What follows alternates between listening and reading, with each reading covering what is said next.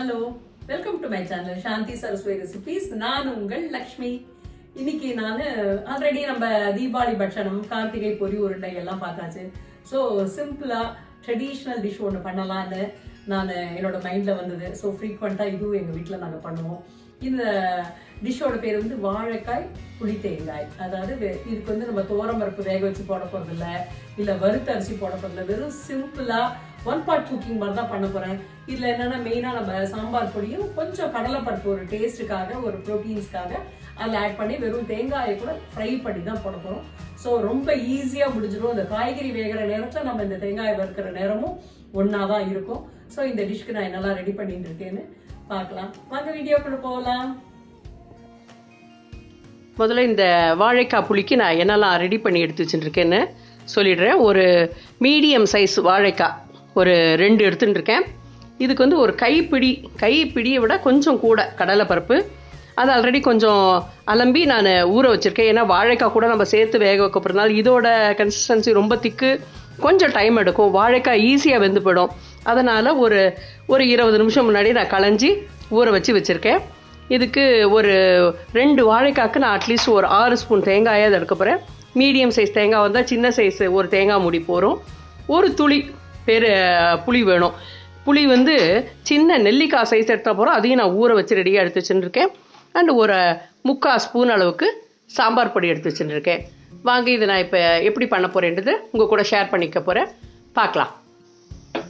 முதல்ல ஒரு குக்கர் பாத்திரத்தை எடுத்துருக்கேன். இது நான் வந்து ஒன் பார்ட் குக்கிங் மாதிரி தான் பண்ண போகிறேன். ஏன்னா இது டைம் கன்சியூமிங் கிடையாது. வெறும் நம்ம இன்க்ரீடியன்ஸ்லாம் ரெடியாக எடுத்து வச்சுட்டா 5 நிமிஷத்தில் இது ரெடி ஆகிடும். ஸோ நான் எடுத்து வச்சுருந்த புளியை ஒரு 1.5 டம்ளர் தண்ணி விட்டு கரைச்சி எடுத்துட்டுருக்கேன். ஜாஸ்தி புளி எடுத்துக்கக்கூடாது. திரும்ப ஒரு தடவை சொல்கிறேன். ஏன்னா இதில் நம்ம பருப்பு ஆட் பண்ண போகிறது இல்லை. வெறும் காரத்துக்கு ஒரு 1/2 ஸ்பூன் தான் சாம்பார் பொடி ஆட் பண்ண போகிறோம். ஸோ புளிப்பு ஜாஸ்தியாக போயிடும். கொஞ்சம் குறைச்சலாக இருக்கிறதே பெட்டர். ஸோ 1.5 டம்ளருக்கு தண்ணி விட்டு அந்த புளியை நான் கரைச்சி எடுத்து வச்சுருக்கேன். இதில் இப்போ நான் இந்த நறுக்கி வச்சுருக்க வாழைக்காவை ஆட் பண்ண போகிறேன்.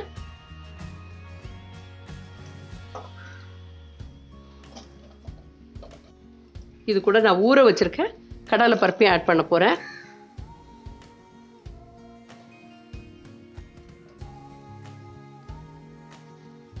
இந்த புளி ஜலம், வாழைக்காய், கடலைப்பருப்புக்கு தேவையான இந்த மாதிரி ஒரு குட்டி ஸ்பூனால் ஒரு மொத்தமாக 3/4 ஸ்பூன் சொல்லிக்கலாம். நான் குட்டி ஸ்பூனுன்றதுனால நான் ஒரு டைம் 1/4 ஸ்பூனாகவும் இன்னொரு தடவை 1/2 ஸ்பூனாகவும் போட்டிருக்கேன். ஸோ 3/4 ஸ்பூன் சாம்பார் பொடி போதுமானது. ஒரு 1/4 டீஸ்பூனோட கூட பெருங்காயத்தூள் அதையும் ஆட் பண்ணிடுறேன். இதுக்கு தேவையான ஒரு 1/2 ஸ்பூன் அளவுக்கு உப்பும் ஆட் பண்ணிட்டேன். இப்போ நல்லா ஒரு மிக்ஸ் கொடுக்கணும். நம்ம இதுக்கு ஒன்று சேர இந்த சாம்பார் பொடி, உப்பு, பெருங்காயம் எல்லாம் ஒரு கலந்துக்கணும். மேற்கொண்டு நம்ம இந்த மாதிரி கலந்து விடுறதுனால கடலைப்பருப்பு கரெக்டாக கீழே போயிடும். இந்த வாழைக்காய்லாம் கரெக்டாக மேலே இருக்கும். அந்த கடலைப்பருப்பும் நல்லா வெந்துக்கும். இல்லை நம்ம அப்படியே மிக்ஸ் பண்ணி கொடுக்கலன்னா அது 1-2மா இருக்கும். ஸோ இதை நல்லா நம்ம கலந்து விடலாம். இதுக்கு ஜாஸ்தி மசியணும்னு கிடையாது. முழுசாக பருப்பு தெரிஞ்சால் பரவாயில்ல. ஆனால் அதை தொட்டு பார்த்தா நமக்கு அது சாஃப்டாக இருக்கணும். அந்த பதத்துக்கு தான் வேணும். ஸோ இது ரெடியாக எடுத்து இப்போ நான் இந்த குக்கரை மூடி ஒரே ஒரு விசில் விட போகிறேன்.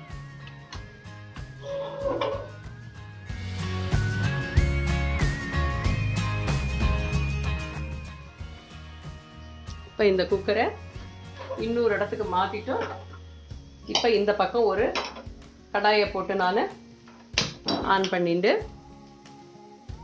இதில் ஒரு 2 குட்டி ஸ்பூனால் தேங்காய் எண்ணெய் விட போகிறேன்.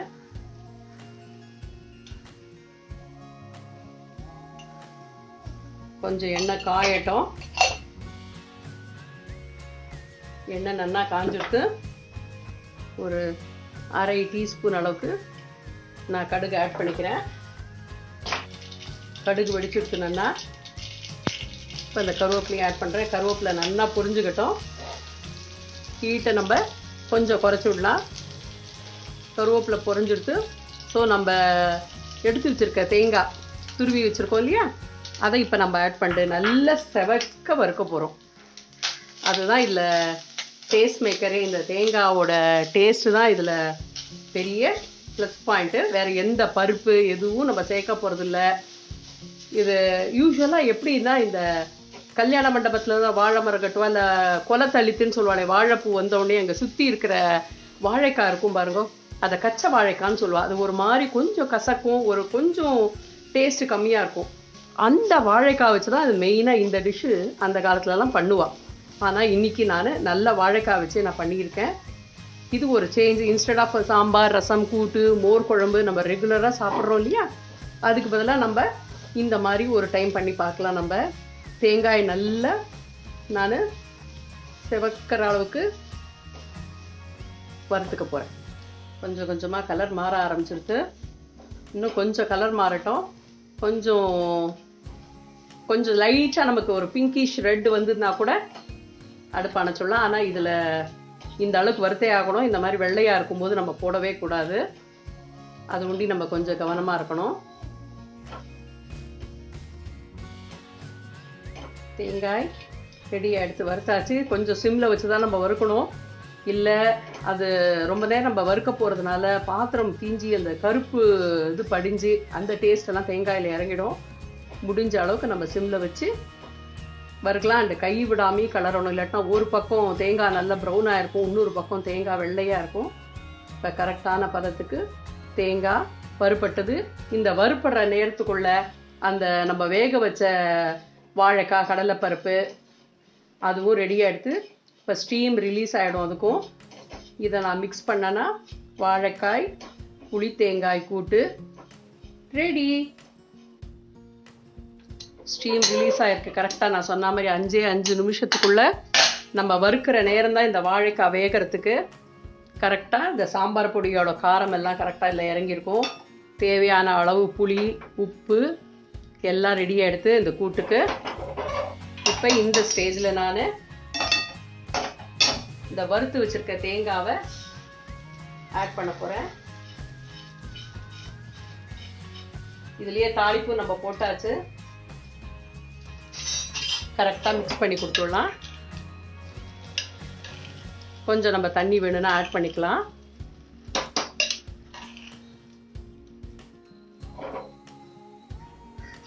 வறுத்த தேங்காயும் வாழைக்காவும் நறுக்கிற டைம் தான் இந்த கூட்டுக்கு எடுக்கும்.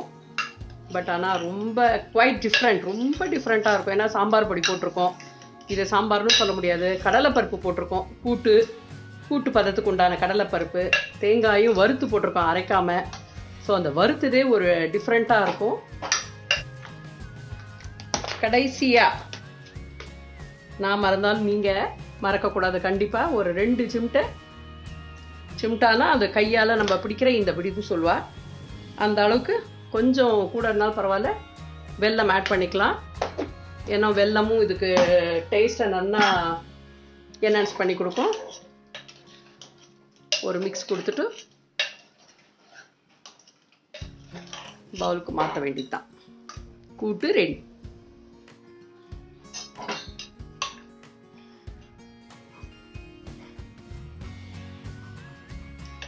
இந்த மழைக்கு அதுவும் ஒரு டிஃப்ரெண்ட் டேஸ்ட்டில் நல்லா கொதிக்க சாதம் இருந்தால் போகிறோம். இதுக்கு பெஸ்ட் மேட்சிங் ஒன்ஸ் அகெயின் கருவடாம் பொரிச்சாப்பலாம் இருந்தால் போகிறோம். வேறு காய்கறியே வேண்டாம். ஏன்னா இதுதான் நமக்கு ஒரு மெயின் டிஷ்ஷே.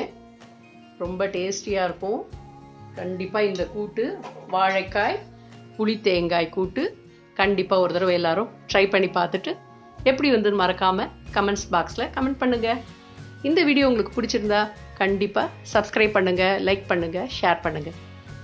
தேங்க்யூ.